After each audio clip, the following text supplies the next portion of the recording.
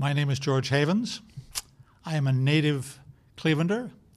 I was born here in 1924 at Old St. Luke's Hospital, which was down on either Central or Scoville. I don't remember which because I couldn't read the search signs at that age.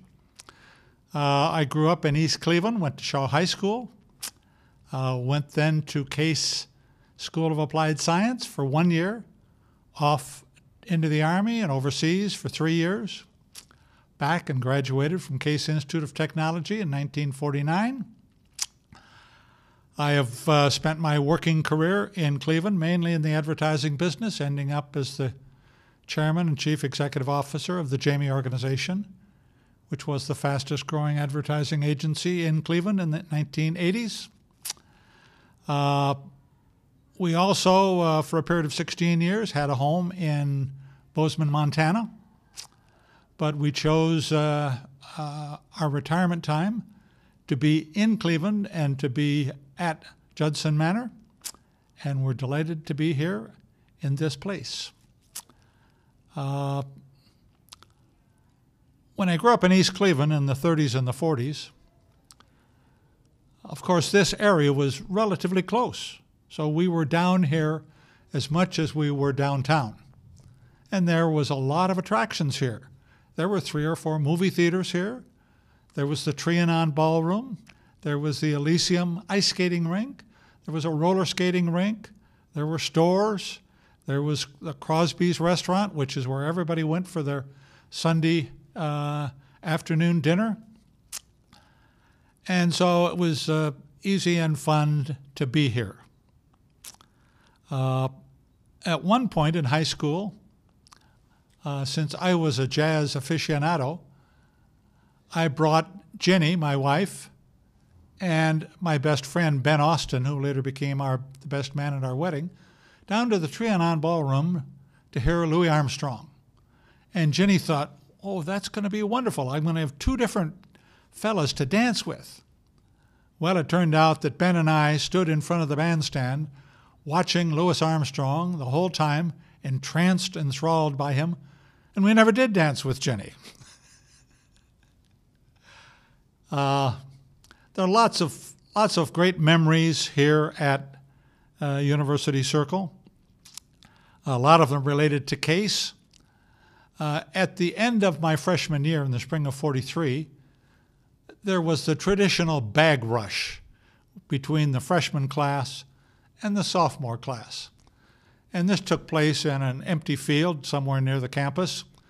And they put this bag out in the middle. The 2 classes were separated at each end. The idea was to rush out, grab the bag, and carry it over your opponent's goal line to win. And, of course, there was a lot of fighting and tussling and pushing and shoving, and everybody had covered themselves with grease or Vaseline so the other guy couldn't grab you. And you got all dusty and dirty and so forth. So afterwards, after the freshmen won, of course, we went someplace to get clean. And where do you think we went? We came down and jumped into Wade Lagoon. And it was a lot cleaner then than it is now. There was the great president of Case at that time was T. Keith Glennon, who was just a marvelous individual and a great person in my life. And as students, we did a lot of hijinks, like blocking traffic on Euclid Avenue or pulling the trolley off the streetcar so it couldn't go anywhere.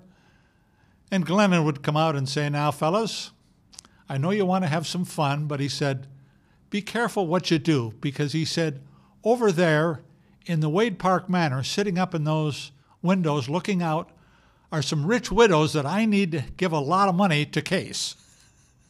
So we tried to be a little better after that.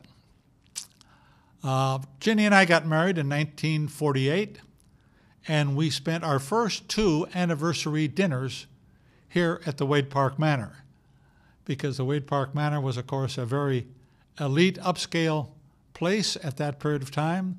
The Lincoln Dining Room was just a gorgeous, elegant place, and so we enjoyed those first 2 dinners here. 1966, we staged a 50th anniversary party for my parents. And we had all of the family, including our Canadian relatives, for dinner in the Lincoln Room. And then we had a great big event in the ballroom with a band and everything, probably 85 people there or so. So Wade Park Manor has been a part of our life for many, many years. Our agency offices were for 30 years at the corner of Lee and Mayfield in the Heights Rockefeller Building. And so we came down here to the Wade Park Manor for lunch on many, many occasions and brought clients down here. An unusual event, which doesn't take place anymore, unfortunately, is that during the late 30s, there was a citywide music appreciation competition at Severance Hall. Each junior high school would send a team of 10 students to Severance Hall. The Cleveland Orchestra would be there, Rudolph Ringwald would be in charge, and we would have studied for a whole semester a whole set of different musical compositions, different forms of music, different instruments, and so forth. And then we had a competition at Severance Hall, and you had to identify snippets of these various compositions. You had to identify an instrument that was being played behind a screen. You know, was it an English horn or an oboe or a clarinet? Was it a viola or a violin? Forms of music? Was it a gavotte, a minuet, a waltz? What was it? And that was a marvelous thing to do for young people, and it's regrettable that they don't do that anymore. A humorous incident that occurred, I was a member of the Phi Delta Theta fraternity. And back before I even got to Case, back in the middle 30s, there was an old Phi Delta house on a Delbert Road. It was a frame house. And I think it had some sort of a flat roof up on the third or fourth floor. And it was to be torn down to make way for the next expansion of University Hospital. And so the word was passed around all over campus, show up at the Phi Delta house at 12:30 on a certain day.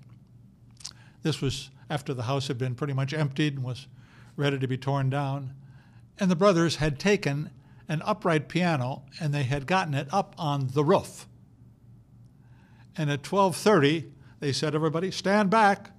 And they pushed the piano off the roof and it went sailing down, smashed on the floor, on the ground, all of the wires and keys and everything going in every different direction. That was replaced by a Phi Delta house at the corner of a Delbert and Cummington, which is the house that I was in. Now that's been taken down for another expansion of the hospital, and now the Phi Delta house is up on Murray Hill. The Tudor Arms was a wonderful place during that period of time. I'm delighted to see that it's now being renovated as a DoubleTree hotel. But I can recall going there while I was at Case for a dance to hear Duke Ellington, which was just a great thrill for me. So those are some of the outstanding memories I have of University Circle. Ginny and I had the choice. Should we move to one of the outer retirement communities out in Chagrin Falls or Laurel Lake or Oberlin? And no, we're urban people, so we chose to come here to Judson Manor, where we can walk to Severance, where we can walk to the Art Museum, where we can have all of the scenic beauty and cultural advantages of University Circle, plus all of the amenities and special features that are available here at Judson. Got any more? That's exactly. Okay. Thank you. Am I done? Yeah. Okay. I thought maybe we'd have some. Sorry? Do you have any other things that you want? Oh, I could go on, I suppose. Yeah, right, but we could, I don't want to. We can come back, but, yeah. Did you want to ask me any questions? Well, can you recall more about could you describe seeing Duke Ellington, we're still recording, could you? Describe what? Seeing Duke Ellington perform at the Tudor Arms Hotel. I don't remember it in any great detail, but remember, I was a jazz aficionado, and Ellington has always been perhaps my favorite. I'm not sure he brought his whole band. I know he brought his key people, but he might have filled in some of the spots with some local people. But, he played all of the great numbers, Mood Indigo and Solitude and The Mooch and East St. Louis Toodaloo and all of that. It was just a grand evening. Because you went to see that, there were many jazz clubs. Did you go to other jazz clubs all around? No, well, later, yes, but the one we went to at University Circle, of course, was Lindsay's Sky Bar. And at Lindsay's Sky Bar, we heard Muggsy Spanier, the great cornet player, Albert Ammons, the great boogie-woogie piano player, Ella Fitzgerald, the queen of jazz, singing. So we did a lot at 105th. And in those days, I don't recall that we called it University Circle. We always said, we're going down to 105th. That was how the area was known, at 105th. And of course, it was so active and busy in the 20s, 30s, and 40s that they built 5 hotels, as you know, the Wade Park Manor, the Park Lane Villa, Fenway Hall, Tudor Arms, and the Commodore. So this was just a thriving area, and I'm glad to see that it's now thriving again. And of course, in the last 10 years, about $3 billion of capital improvements have been made here by the various institutions in the University Circle.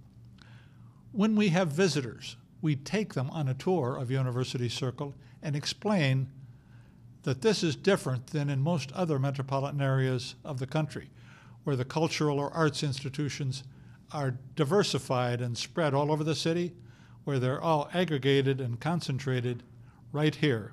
50 different arts, cultural, education, health institutions within this one square mile of University Circle.